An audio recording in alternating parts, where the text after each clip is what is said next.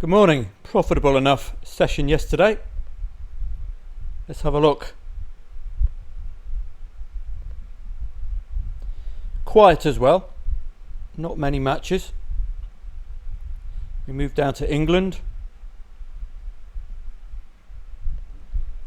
We took insurance out on this one. This was a very unlucky loss for Stevenage. They scored the Reading goal. Insurance ensures you get out with a break even at least. I'm glad I left this one alone. Bristol Rovers and Fleetwood. I was contemplating getting involved second half, and then we got a quick Fleetwood goal. I wouldn't have put you off laying Fleetwood at 1.13 or thereabouts, backing Bristol Rovers at something like 26s, just in case. That would have kept your liability low. Exeter and Peterborough. Well, Peterborough scored first as we expect, but the red card changed the match. It's one of those matches that I wouldn't necessarily have taken on this Peterborough side, but Exeter, in desperate need of points, got the result.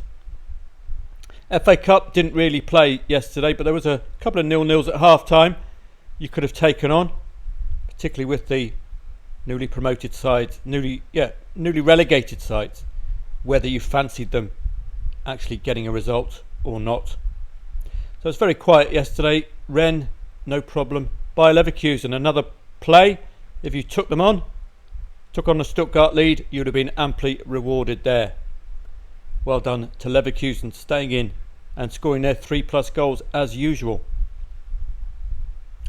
On to today, and probably won't be hearing from me this evening. There's not enough volume for me to get involved. But let's have a look. Mainz against Union Berlin.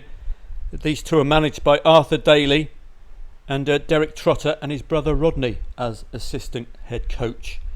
Mainz, you saw in their last match, utterly dominated against, I think it was Werder Bremen. Couldn't find the net, but they dominated the in-play stats. They've done this with Heidenheim before. It's just the modus operandi of Mainz. They have real trouble scoring that goal.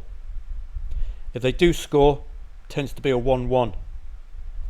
They scored 2 goals many moons ago against Leipzig, but that was about it. The general rule with Union Berlin, if the market speaks, they tend to oblige. Well, the market has put Mainz at 2.15 favourite, meaning they can't necessarily discount Union Berlin. This is a very tough match to unpack pre-match and maybe better attacked via the in-play stats. I might be up for that one at 5:30.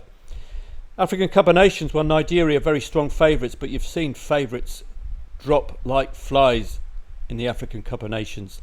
So I wouldn't necessarily take that as read. Look at Jordan yesterday against South Korea, 2-0 win. Elsewhere, Iran and Qatar, 1.8, and Qatar, it's being played in Qatar, so I wouldn't necessarily discount Qatar, but we will see. Belgian Cup, there are a load of other cup matches. English FA Cup as well. Nottingham Forest against Bristol City. Will Nuno Espirito Santo field its first 11? That's the question. I think they're playing Newcastle at the weekend. Strong favourite today.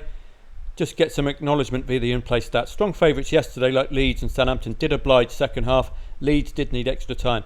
Aston Villa and Chelsea, humdinger of a match. Chelsea's motivation will be to put this Premier League rot to bed. Maybe the Cup is the avenue for that.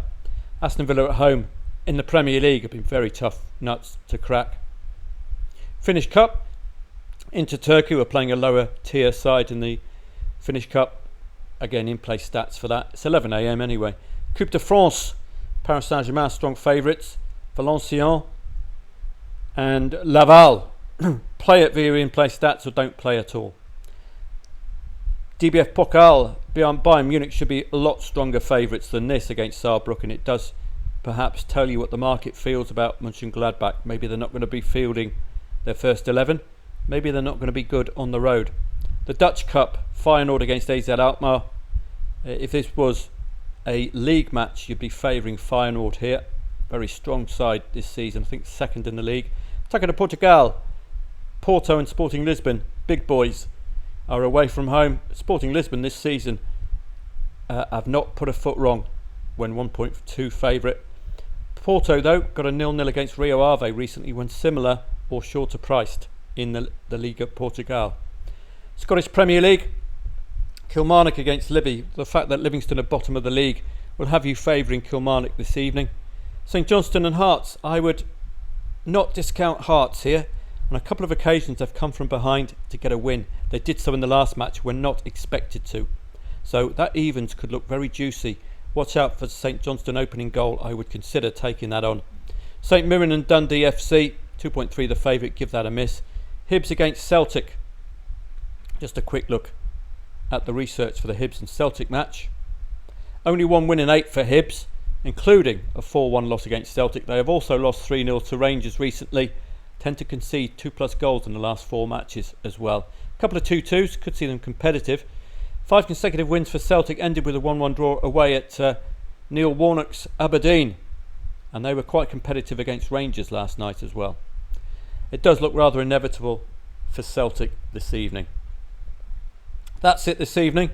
You might not hear from me for the late ones. I stayed up late last night. We did get a couple of plays.